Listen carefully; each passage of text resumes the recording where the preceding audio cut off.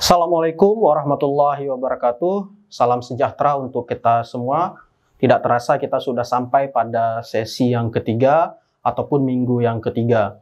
Bapak Ibu yang saya hormati, pada sesi ketiga ini kita akan membahas terkait pendidikan dalam perspektif globalisasi dan desentralisasi. Bapak Ibu, melalui pertemuan sesi yang ketiga ini kita akan membahas terkait pendidikan dalam perspektif globalisasi dan desentralisasi.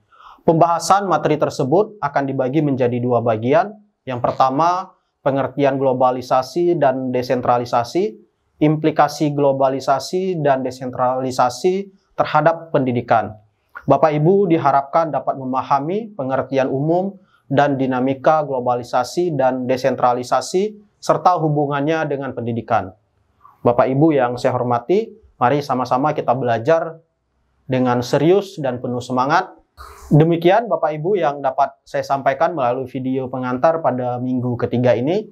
Saya akhiri. Assalamualaikum warahmatullahi wabarakatuh.